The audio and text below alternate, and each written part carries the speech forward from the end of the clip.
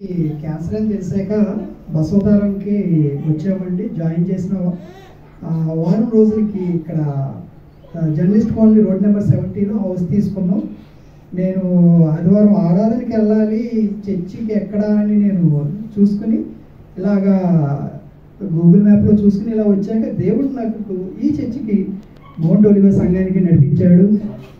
అందుకు దేవుడికి వందనాలు. ఈ సంఘం అంతా బిడ్డ కోసం బిడ్డ స్వస్థత కోసం ప్రార్థించారు. మీకు చెప్పాను.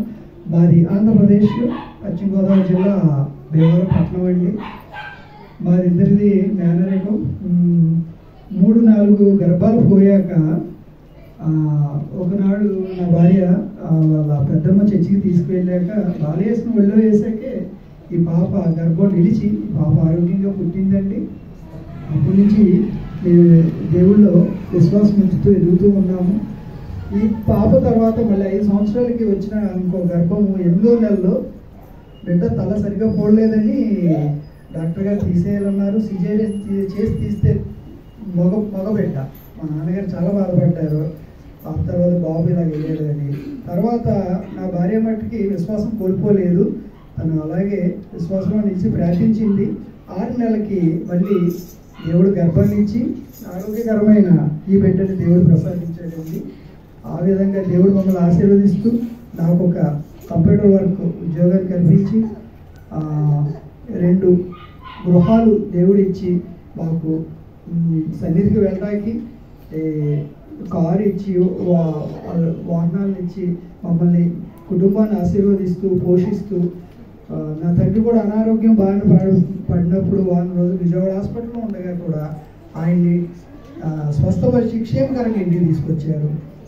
మళ్ళీ బిడ్డ క్యాన్సర్ అని తెలిసాక బసవతారకంలో ట్రీట్మెంట్కి జాయిన్ అయ్యాక నేను వారం రోజులకి ఈ సన్నిధికి వచ్చాను. వచ్చి ఫాస్టర్ గారికి చెప్పాను, పాపకి ఇలాగ ఉందండి అని కోరుకున్నప్పుడు ఫాస్టర్ గారు సంఘ ప్రార్థన జరిగించారు బిడ్డ స్వస్థత గురించి. సంఘ ప్రార్థనని దేవుడు ఆలకించి 2 నెలల ట్రీట్మెంట్ స్టార్ట్ అయిన 2 నెలలకి స్కాన్ చేశారు పాపకి. స్కాన్ చేసిన రిపోర్ట్లో వచ్చింది చూసి డాక్టర్ ఒక 5 నిమిషాలు అసలు ఏం మాట్లాడలేదు. అలా పాతది కొత్తది చెక్ చేసుకున్నాడు. పాపకి ట్రీట్మెంట్ ముందు స్కాన్ చేసినప్పుడు 3rd స్టేజ్లో ఉంది. Immediate risk 70%. ఆయన గ్యారెంటీ ఇచ్చారు. 30% నేను చెప్పలేను, మీరు 70%లో ఉన్నారో తగ్గని 30%లో ఉన్నారో నేను చెప్పలేను. 6 months అయితే చెయ్యాలి, మరి 6 months పడుతుందో 1 year పడుతుందో నేను చెప్పలేను అన్నారు. 2 నెలల తర్వాత ఆయన స్కాన్ చేస్తే 99% బిడ్డ శరీరంలో క్యాన్సర్ తగ్గిపోయింది అని ఆయన చెప్పారు. వందనాలు. ప్రార్థించిన మీ అందరికీ నా వందనాలండి. కనుమ 4 నెలలు ఏంటంటే ఇది కోర్సు మీరు వాడేయాలి, ఒకే 1 సెంటీమీటర్ ఉందన్నారు.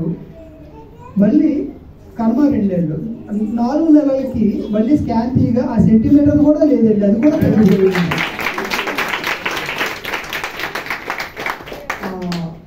ఫోటో స్కానింగ్ ఫోటో చూస్తే మొత్తం అంతా వైట్గా వచ్చింది, ఎక్కడ ఉన్నట్టే కనిపించలేదు.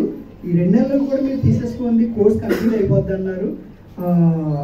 ఇది రేపు మంగళవారంతో ఈ కోర్స్ కంప్లీట్ అయిపోతుందండి. 6 నెలలు పూర్తవుతున్నాయి బ్లడ్ టెస్ట్తో. డాక్టర్ గారు ఫైనల్గా ఎప్పుడు అది ఇంకొకసారి కన్ఫర్మేషన్ స్కాన్ చేస్తారో ఆయన తెలుసుకోవాలి. ఆయనైతే ఈ 6వ నెల ట్రీట్మెంట్ స్టార్టింగ్ అప్పుడే అన్నారు, this is the final month treatment, ఈ మంత్తో ట్రీట్మెంట్ పూర్తయిపోతుంది అన్నారు. అందుకు దేవుడికి వందనాలండి. 6 నెలలకే బిడ్డకి ట్రీట్మెంట్ పూర్తి చేసి బిడ్డని స్వస్థపరిచి ఆరోగ్యకరంగా బిడ్డని మాకు అందించినందుకు దేవుడికి వందనాలండి. బిడ్డ స్వస్థత గురించి సంఘ ప్రార్థన మీరు జరిగించినందుకు వందనములు. ఉదయ ప్రార్థన 3 గంటల ప్రార్థనలో బిడ్డ స్వస్థత గురించి ప్రార్థించిన మీ అందరికీ నా వందనాలండి.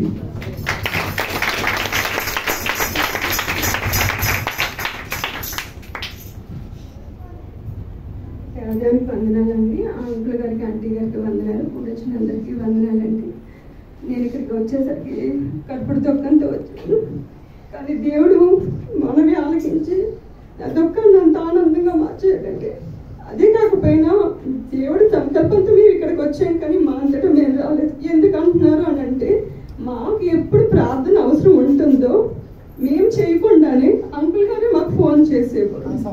హాస్పిటల్లో ఉన్నా, ఒకవేళ పిల్లింట్లో నలతగా ఒంట్లో బాగోకుండా ఉన్నా మేము కంగారు పడుతూ ఉండేవాళ్ళం, ఏం చేయాలో తెలియక.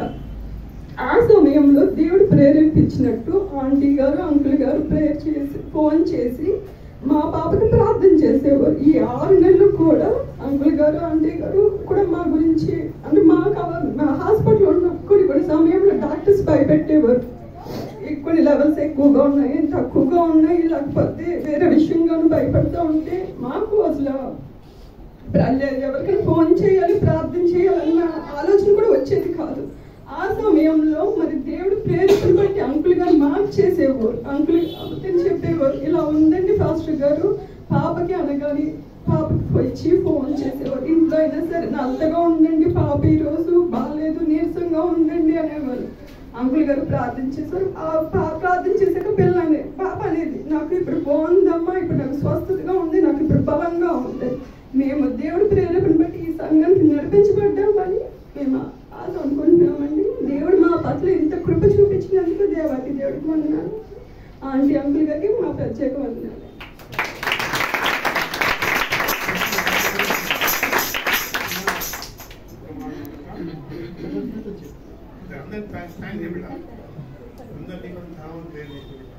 ఒక మాట అండి, ఇది పాపకి చేతికి నరం దొరక్క ఇక్కడ పోర్ట్ వేసారు. ఆ పోర్టు అది లిక్విడ్ ఎక్కించాలంటే ఫ్రంట్ ఫ్లో బ్యాక్ ఫ్లో కూడా రావాలన్నారు. 4 నెలలు బాగానే వెళ్ళింది. 5వ నెల ట్రీట్మెంట్ అప్పుడు పోర్ట్ పనిచేయట్లేదు అన్నారు. కరెక్ట్గా పాస్టర్ గారు నాకు ఫోన్ చేశారు, పాస్టర్ గారు ఇలా ఉందంటే పోర్ట్ పనిచేయట్లేదు, ఇంకో చోట మళ్ళీ ఆపరేషన్ చేసి వేయాలని అంటున్నారు. అంటే మీరు ప్రార్థన చేయండి, విశ్వాసం ఉంచండి, పోర్ట్ పనిచేస్తుంది అన్నారు. అలాగే తర్వాత రోజు హాస్పిటల్కి వెళ్ళినప్పుడు డాక్టర్ అది పెట్టగానే నీళ్ళు ఆ పోర్ట్ పనిచేసింది. ముందు రోజు పనిచేయలేదన్న పోర్టే పనిచేసి బ్లడ్ కూడా ఫ్రంట్ ఫ్లో బ్యాక్ ఫ్లో కూడా సవ్యంగా వెళ్ళి ఈ 5వ నెల 6వ నెల కూడా పోర్టు జయవంతంగా పనిచేసి ట్రీట్మెంట్ క్షేమకరంగా పూర్తయినందుకు దేవుడికి వందనాలండి. ఫస్ట్ గారికి నా వందనాలు.